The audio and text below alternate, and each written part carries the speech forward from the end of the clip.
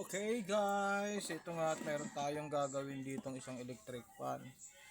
Yung history po ng electric fan na ito habang tumatagal daw umaandar, humina ng humina, pahina ng pahina hanggang sa titigil na lang. Tapos nangangamoy daw. Siyempre, kawang gawa tayo. Kasi itong electric fan po na ito ay sa kakilala natin, wala po siyang electric fan na ginagamit.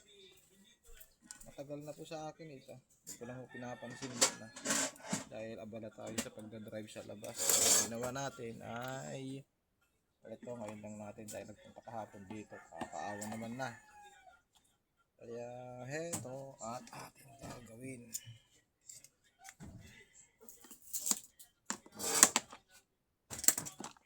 Kilala po natin yan. Pakilala. Pagkakilala, libre na lang. Iyon, no? Pinuhusan ng damit. Ayun, ano ba nangyari din eh? Ito daw, anong nangyari daw dito? Bakit daw ba umitoy? Naku, pero tanggal din. Oh, shaka.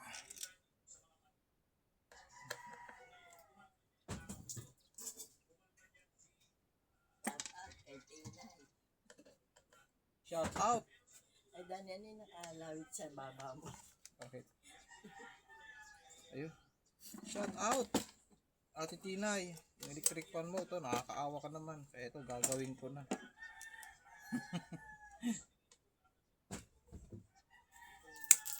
Ang hirap maggawa pag libre ano pa. Kaya lang, siyempre, paminsan-minsan, magkawang gawa tayo. Ayan, so, kung natin titignan dito guys, pag ganito ay ang kanyang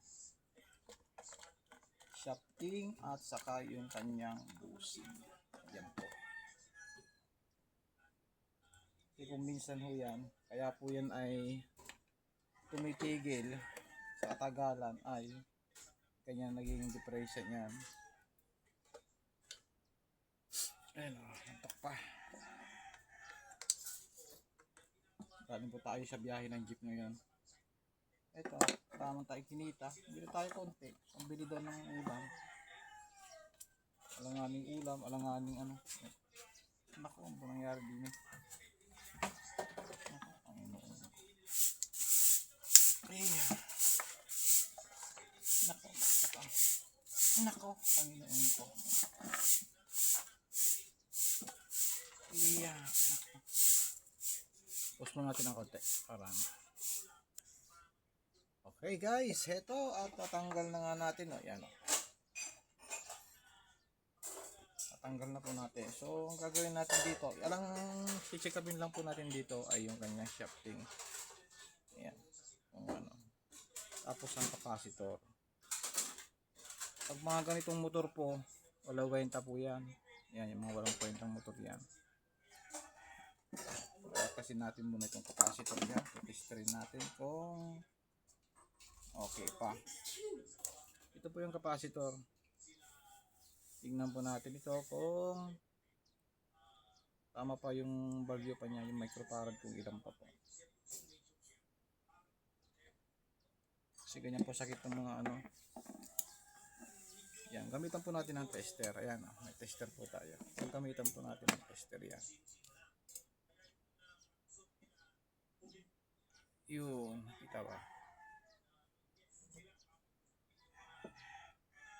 Yan, testerin lang natin ganyan.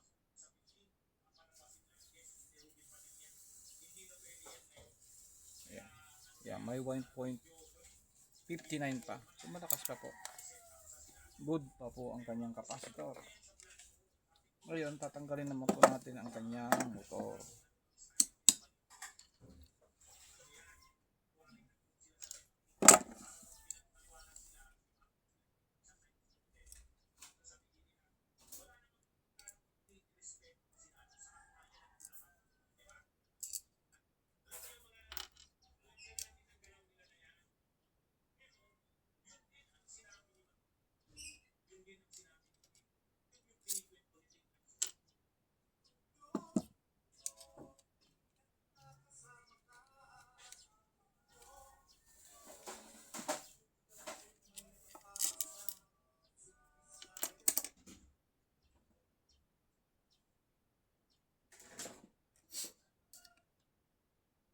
Nag-jogging ka, baro? Oo. Sa complex.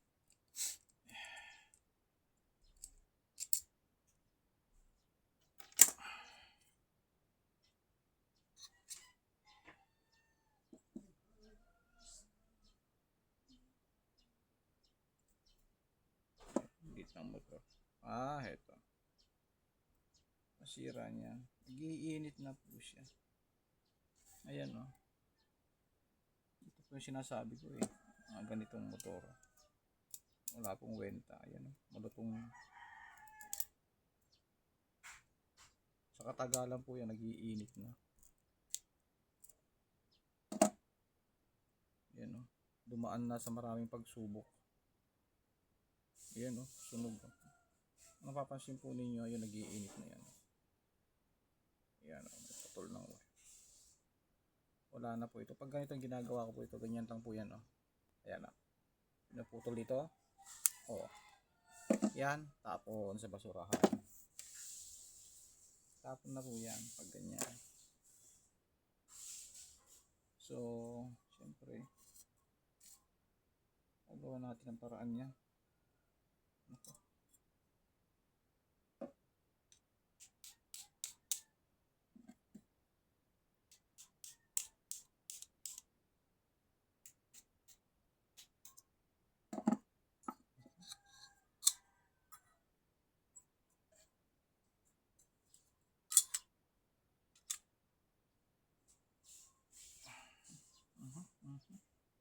Ang liit po nitong kanyang ano, kaya maghahanap po tayo ng motor na maliit din. May mga motor po tayo dito, kaya lang malalaki. Pwede sana ito.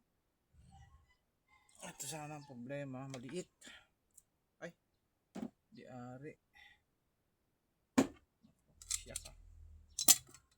Wala po eh. Ito pa naging diferensya niya, no? Yun. Sunog. Kaya nag-iinit po siya yun. Pag ganito po yan,